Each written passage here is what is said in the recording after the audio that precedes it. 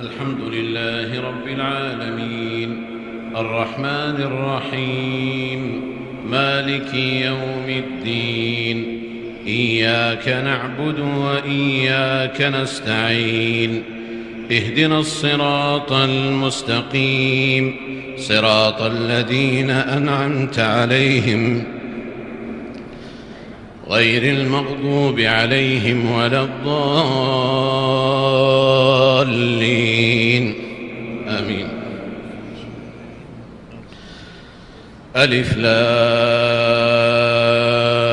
ميم ذلك الكتاب لا ريب فيه هدى للمتقين الذين يؤمنون بالغيب ويقيمون الصلاة ومما رزقناهم ينفقون والذين يؤمنون بما أنزل إليك وما أنزل من قبلك وبالآخرة هم يوقنون أولئك على هدى من ربهم وأولئك هم المفلحون إن الذين كفروا سواء عليهم أأنذرتهم أم لم تنذرهم لا يؤمنون ختم الله على قلوبهم وعلى سمعهم وعلى أبصارهم غشاوة ولهم عذاب عظيم.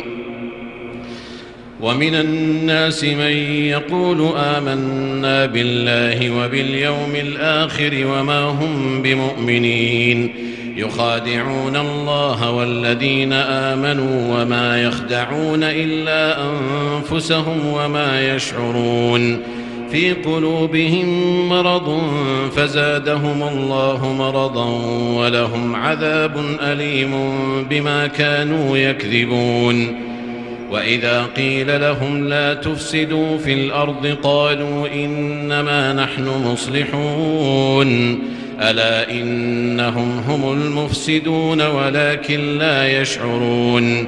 وإذا قيل لهم آمنوا كما آمن الناس قالوا أنؤمن كما آمن السفهاء ألا إنهم هم السفهاء ولكن لا يعلمون.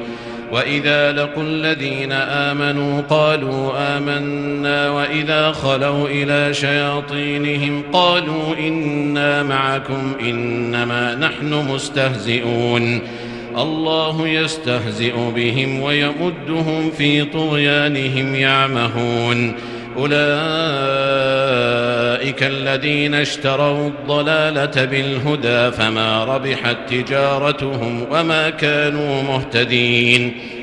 مثله كمثل الذي استوقد نارا فلما أضاءت ما حوله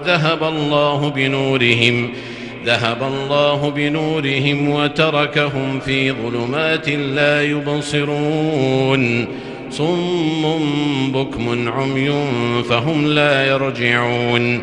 أو كصيب من السماء فيه ظلمات ورعد وبرق يجعلون أصابعهم في آذانهم من الصواعق حذر الموت والله محيط بالكافرين. يكاد البرق يخطف أبصارهم كلما أضاء لهم مشوا فيه وإذا أظلم عليهم قاموا ولو شاء الله لذهب بسمعهم وأبصارهم إن الله على كل شيء قدير.